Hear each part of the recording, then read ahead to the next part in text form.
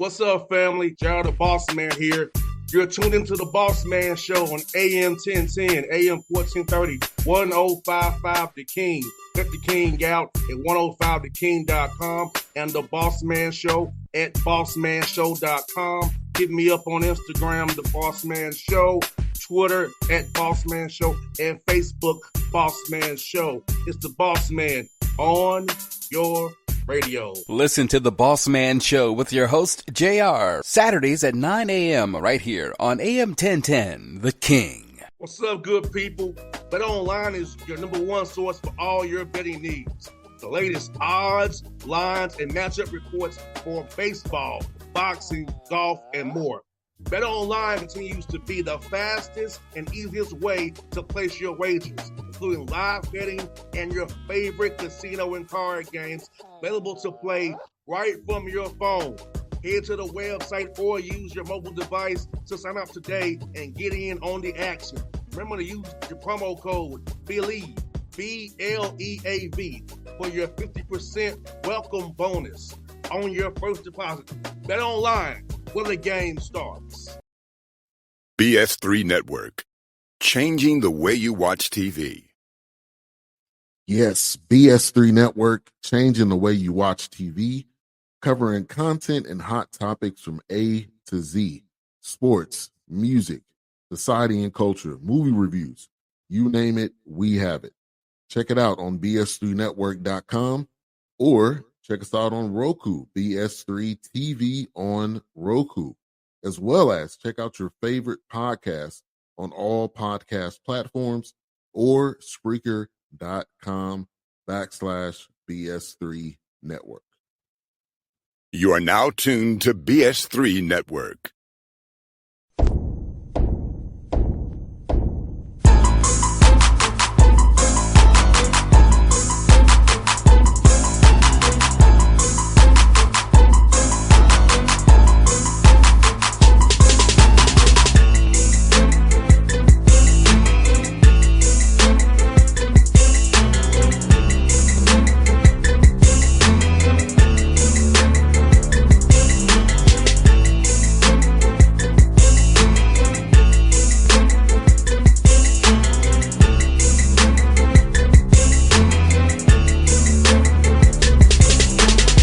Folks, back on the Bossman Show, friend of the show. I'm going to start off there. He's been on the show when he was in Tennessee.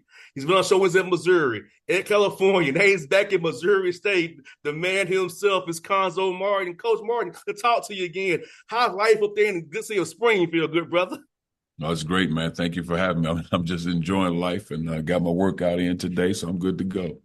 Now, Coach Martin, for you, man, this opportunity in Missouri State, you've been there previously, so I know when it opened up, it probably caught your attention a lot, man. Were you expecting to jump back in this cycle, or this job was so special to you?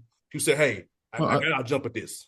I just think really, having 2 years out to really reflect, rejuvenate, and more than anything, to be rejoiced, to have the opportunity to do that, to be with my family, to spend quality time, because oftentimes in what we do in this profession,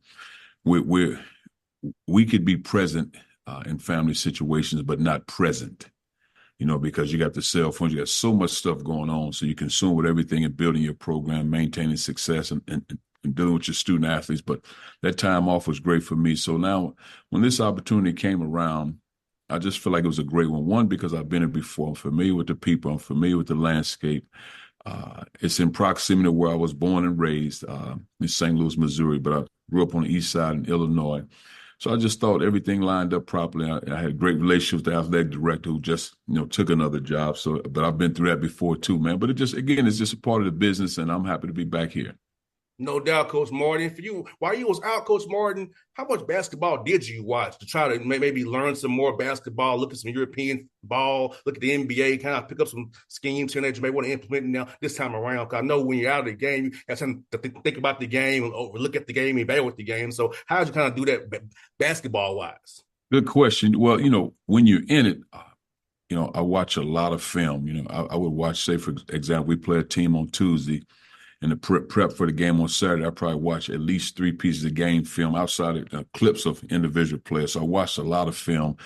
In the summertime, in the spring and summertime, you try to watch some NBA teams and international teams as much as you can, but you not really consumed with it because your focus is your team. You want to grow. You go to camps and clinics. You study a lot of different things, but not at the level you would like. So having the time out to really watch a lot of NBA games and study games, and I didn't watch every team. So if I watched a game, I watched for entertainment. But there's probably 4 or 5 teams that I watched to study because they resembled, college teams and how they played, how they shared the ball, how they moved the ball, their structured team, how they defended, and their transition offense, the flow. Even though they had star players, they played like a college atmosphere, not so much one-on-one play. So I studied that, and then I talked to quite a few guys that would, whether with G League teams or NBA teams, and studying. And I watched college basketball just from entertainment standpoint, but more teams that I wanted to watch and study. And they could have been mid-major programs, high major, low major. So it didn't matter just how they played the game and try to implement some of the things there. Yeah, so watched a lot of ball, but it was at my pace. And some days I would go 3 straight hours. I mean, I'd go 2 days not watching all. So I just was constantly taking notes and preparing myself to be better just in case. Now, Coach Martin, you're better than me, man. I can't watch for entertainment. My mind's going to what defense we in? Are we hedging? We're blitzing? What actions we're running? I can't watch the game as a fan, Coach. My mind goes to strategy every time, man. Now, boss, I'd say, so the entertainment piece were more or less teams that I have relationships with. It could have been a head coach or an assistant coach. So I watch from that standpoint. I go see their teams play, or when I did some consulting for teams and programs, I would watch those teams. But I'm just not turning the TV on, just watching. Now, I will say this, out of all the conferences around the country, the league that I watched the most for whatever reason was the Big East. I enjoyed the Big East play because I thought it was old school physical from a Big Ten standpoint back in those days when I played. I thought the refs, I'm talking about they let those guys play. I thought that all of them, for the most part, played hard. They played tough. They defended. They rebounded. It was a physical brand, man. So I enjoy watching Big East basketball.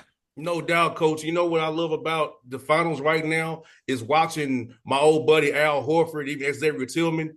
They're surviving the switch. When we we're switching 1 through 5, we have a 5-minute that can survive that switch, man. And watching two guys I know very well, Xavier Tillman and Al Horford, survive those switches, man, with Luka Doncic and Kyrie Irving, man. So impressive with bigs that move their feet and survive.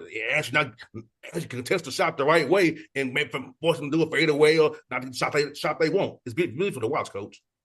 I think when you're talking about those two teams, and I'm going to go with Boston specifically, they have a togetherness and they're built to win. And anytime you have an all-league guy like Al Horford who's committed to whatever it takes to win basketball games, whether you bring him in as a starter or come off the bench, however you want to do it, he's accepted that role. And a guy of that magnitude has embraced that role. Then you have a Jaylen Brown, Jason Tatum, 2 talented guys, man. But if you're able to switch with big guys on those skilled players, man, it just goes to show you the willingness to win and do whatever it takes to win basketball games. You got to become selfless, and you got to embrace whatever role in order for our team to be successful. And I think both teams exemplify that. But when you're talking about those 2 big guys specifically, it's phenomenal to watch.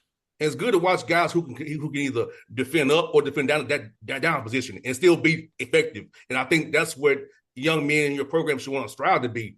I can guard up or down my position and survive switches and be switchable on everything, flexible, so you can play them multiple minutes because they can do multiple things for you. So I think these two teams are good for your teams doing workouts to show like, hey, you want to play a lot and do it effective. Watch these guys right here. Well, I think when you're talking a game, when you talk in terms of teams that are built to win championships, and these 2 teams are right there, they have the togetherness. I think the other part you have to have is a competitive spirit. And I think somebody has to win the game. And I think somewhere that's lost in the youth game, not to say anybody lacks talent, nobody's not coaching it. When you play a lot of games and you win a lot of games, you play in a whole weekend, you take for granted what it means to actually win the game. And then what it means, I think we have to be better as coaches. And you see these 2 teams, what it means to play hard. And I don't want to bring up any names in these championship games, but some guys don't play hard. They don't play hard. I don't care what the level stats, how much money you make, but they don't play hard consistently. Yes, and it shows sometimes. And I think the leadership piece, and I think both teams exude leadership, and we can be great leaders, whether we're vocal or communicate behind the scenes. You can do that. Then you have to have the emotional intelligence, man, in these type of atmospheres. They're hostile environments. You can't get so consumed with how the game is being officiated. You got to play the game, and then skill is skill. And you look at when you're talking about Jason Tatum, Jaylen Brown, Luka, Kyrie Irving. You're talking about some of the best talents in the world. I mean, right now, you're talking, if you say top 15 guys in the world, that's 4 of them right there. Oh, yes. No doubt, Coach Martin. For you, man, Coach Martin, you've had a knack for building programs the right way, getting guys to play the right way. Talk about that piece about yourself, coming to a new program, setting the standard, setting the culture, getting guys to buy in and be together and get them to want to play the right way for their brother and be connected on and off the court and follow the game and discipline the right way and just do things right all the time.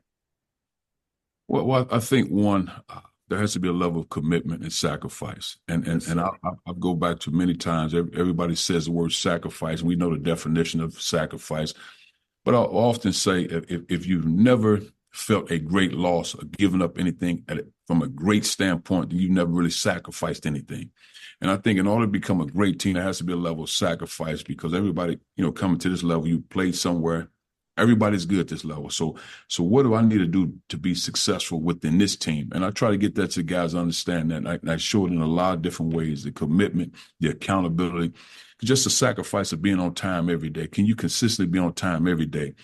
But also, I try to instill in these guys, are you blessed with this opportunity? Because oftentimes we take things for granted. Are you blessed with this opportunity? I'll give you an example. I went and I try to train with our guys, our players. Now, again, I can't train at that level, so I'm not saying that. But a couple of our guys, they went, one of our players and one of our student managers, we went to, graduate assistant, we went run the football stadium stairs this morning. And again, I'm not doing it at the level they are, but as we were walking over there, it's 85 degrees of sun shining, beautiful campus. You got trees and lights. The sun, everything. So I said to the guys, as we were walking, I said, do you realize, man, that there are guys that are in prison right now, they'll never be able to make this walk the rest of their lives. They will put them in a casket and they'll never be able to make this walk. I said, so to be able to enjoy this walk and the sun is shining, you can see the campus, you can hear the birds, construction going on campus, which is a great thing. So be blessed for this opportunity. Don't take this for granted. And I said, but I also say to him, at some point, you will become a pillar in your community. So what does that mean? Will you be a great man, husband, father, teacher, and leader? All you're doing, if all you consume with is just a basketball game, then, man, you're a shell of yourself in life. I mean, so you want more out of life. So, man, strive to be more. So I instill all those things, really. So when we get to the court, they understand the impact. So if you're an NBA player, great. But if not, that doesn't mean your life is ended. You just get started. And so that's what we try to talk about more than anything, the accountability of what it means to be a man and be a successful student athlete and doing things the right way and working as hard as you can work and just let the chips fall where they may. And Coach Mark, you said a word there, but that's something my dad always told me. He said, even though you didn't go pro, son, your radio shows impacting people still. And, yes. And my dad put that in my head some years ago because I was down for a while. I'm doing radio because I wanted to stay around the game, right? Because I really wanted to play, but it didn't work out for me, right? But my dad said, understand something, son. When you have coaches on your show, players on your show, you're impacting them and their families and other people who hear their story. So when my dad put that on me, Coach, it changed my vision about this show where I'm doing it to impact others. And people hear you say today, Coach Martin, they'll hear that and it'll hit somebody. Which sometimes like 1, 2, 3, 4, 5, you hit somebody, we made a difference today on this show. I agree with that. And it just, really, I in my time out, there's a lot of learning, which is beautiful learning. And what I try to say to our young men, you have to have the confidence to speak in a room of 1,000. And because what happens, and I always say to them, the minute you wake up and you walk out your door, whether it's your dorm or apartment, you're a walking billboard. And what does it read? Just like you see those billboards on the highway, they reading you every day. So it's how you move. And you hear the quotes and sayings all the time, how you do anything is how you do everything. For the most part, that is correct. And I just think for us, and I tell these guys, society will always judge you. Society will always judge you. So why don't you show them what a kingdom man looks like? Show them what integrity and character looks like. Show them what accountability looks like. But also show them, man, when storms hit, you deal with the storms, you embrace the storms, and you navigate through them. That's part of life. Every story is not always success from start to finish. We all go through something in life, and it's just how we handle it. And you got to wear pain, you got to wear disappointment, and you got to wear hard times with a smile. And I try to do the best of my abilities. And Coach Martin, for you, man, is this summertime, man, being year one, workouts, is it more team-oriented things or more of player development? Because I know you want to put stuff in, but so how do you kind of balance the final line with these 4 hours you have every week? Oh, we do it all. We do so what we do first 2 weeks is it's a lot of getting to know each other. So we work out. So what we do is in our first 2 weeks we go Monday, Tuesday, Wednesday, Thursday, Friday on the floor, about 40 minutes on around, and then we do 4 days a week in the weight room. But on the floor, we try to mix it up half and half. Half the guys in the weight room, half on the court, and we flip flop them. And it's really a lot of skill development because in my mind, it doesn't matter if you're 5'10" on the team or 6'10". We try to treat dribbling, passing, and shooting, ball handling, passing to the left hand, passing to the right hand, bounce pass, all the fundamentals that we used to be taught for years. So we do a lot, and I've always done that. So it's a lot of fundamental, a lot of skill work. Not so much as up and down. I'm not trying to check your condition in the first 2 weeks because you should be in peak performance this time of year anyway. So we'll grow into that. So now this is week 3. So in week 3, we'll start implementing more team things on both sides of the basketball. And we have 7 weeks here at school because normally NCAA gives you 8 weeks, but we'll have 7 here because we give about 5 days off during the 4th of July to get home, be with your family, have a good time. Now, again, in my previous years, I wouldn't have done that just thinking you got to work. But you also have to understand the balance of family and the importance of family. So I encourage them to get home with their families and to enjoy all of that because I think it's very important. No doubt. Coach Martin, let me ask you this, man, since you said you're getting back into it, it's now changed with NIL and the portal, which I call kind of speed dating now. So how do you go about vetting a young man and so fast, kind of know he's about the right things, about the right values that you want to have in the program, that he's about the team and not just me or want a little bit of change in his pocket? Well, I love these times. First and foremost, I love to see young men and women to be able to gain financial wealth and financial security. Now, everybody's numbers are different, but I love that part. The one thing, when it first came, because I was on the NCAA oversight committee amongst other people. So about 5 years ago, when they first started talking about it, it was transfer portal, one-time transfer. Then it was name, image, and likeness. We didn't think they were coming out at the same time, but all of a sudden they both hit like boom, like a grenade just hit. And I don't think any of us were prepared to deal with it. And we're still working toward dealing with it. I mean, we're still learning as we go today. But to see student athletes get money, I think that's great. I wish there were better ways that we can get money, meaning like, say for example, every student athlete get $500,000 to $1 million, whatever price you name, great, get it. But I wish there was a way, if you stay at that school for 4 years, then there's a bonus of, if you Power 5, there's a bonus of $500,000 check if you graduate from that school. You finish in 4 years. And if you transfer somewhere, you still get the same thing. But if you stay there all 4 years, that $500,000 bonus check. But if you graduate from any school, say there's a $250,000 bonus check because you're really working towards something. It's hard to do. I think a lot of times the average fan, what I mean average, not shortchanging the fan, so I don't want to say average like that, but I mean fan that doesn't play the sport. I don't know if they realize the student athletes go to the same classrooms that the regular students go to. Correct. So can you imagine 4+ hours a day working on your skill, really pretty much year round, working on the skill in your craft to get better? That's 4+ hours within the team. Now, we both know in order to be great, there got to be 2 extra hours on your own to get skill. So that's all year round for 4 years to be great. And I still have to go to class and be a successful student athlete. Man, you really working a job. So I said years ago, why don't we give student athletes 3 credit hours every semester for playing the sport? Because I should be able to have an educational degree when I finish playing the sport because this is my craft. I can go teach. I can be a gym teacher at least in this craft. I shouldn't have to go when I'm done playing. Now go get an educational certificate. This is my education. So I think we have to rethink things from an educational standpoint at the university and say, man, what's really the impact of getting this degree when you're playing a sport? Because this is my job. I can teach this now. Not many can teach. I'm certified to teach. I've done it 4+ years. So I think, man, I'm happy to get money. I just think that we have, I do struggle with young men and women having an opportunity to transfer every year. Not because that's not their right. I'm not talking about that. I'm talking in terms of when I came out of East St. Louis as a young man, when I went to play for Gene Cady, who was a tough, hard-nosed coach. Everybody say tough, hard-nosed, but he wasn't. He was really a teddy bear, great mind. My high school coach is tough, hard-nosed, but laid back. So I wasn't sure when people meant tough, hard-nosed, what that meant because I grew up around toughness, accountability, and all those things. But if I would have left Coach Cady after the first year when I wasn't playing the first 10 games and transferred, then went somewhere else and transferred, where do I grow? So every time the rain hits, every time it started storming, I started running.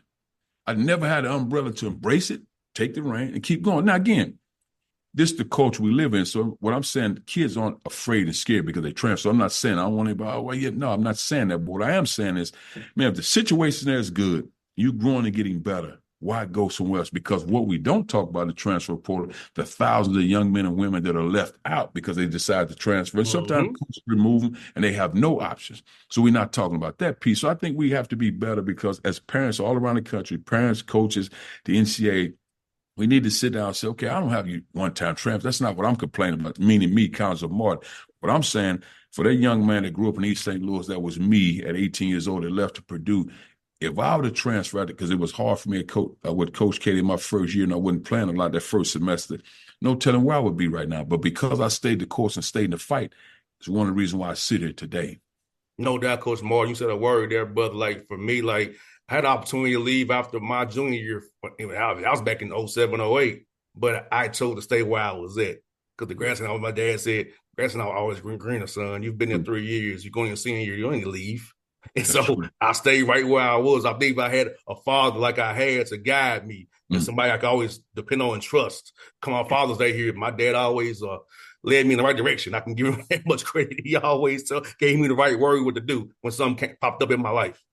Amen. I just think what happens with all of our young men and women, again, you have great opportunities, embrace those opportunities, but just think before you make some of these decisions and don't be consumed with my goal is the NBA player. On the women's side, WNBA player. I'm not sure if that's their goal, so I don't want to be disrespectful to their space, but you got to embrace your uniqueness. And I think that's the most important thing. And what I realized, God blessed me with gifts, blessed me with my own gifts, and they were designed exclusively for me. So I had to focus on how to pursue my gifts. And I got to be consistent with that in my work ethic, and I have to foster good habits in my lifestyle. I got to continue to learn how to love and love differently, because sometimes what we struggle with as young men, when we go away from home, we learn a different form of love, which is that hard discipline. And we got to realize discipline is another form of love. It's just from somebody else. It comes from some kind. Sometimes for young men, it's the first time a firmness of a man that they experience, and that discipline, that love. And then you got to continue to take care of your body. You got to be willing to learn and grow. That's the beautiful thing about life. I love growing at 52. I still like learning and growing. And then you got to be at peace with who you are. You can't be consumed with this guy. He makes $100 million. This guy got this much in there. Man, be at peace with who you are, because there's gifts for you and there's success for you. And then find joy in all that. Then ultimately, like I tell our guys, and I learned this older, not younger, happiness has to come from within. And like I said, I don't take for granted just walking out there seeing the trees and the sun shine. That's my happiness. And I thank God every morning I wake up. No doubt. Last one for you, Coach Martin. This man, exciting for me that you all even going to Conference USA with Kennesaw State, Middle Tennessee, and Western Kentucky. One more year in the Missouri Valley. Tell me about how excited you for that move in 2025, July 1st, and enjoying it last year in the Valley. Well, I'm excited to enjoy this last year in the Valley, which is a great league, and that's where I got my start. And a lot of valuable lessons.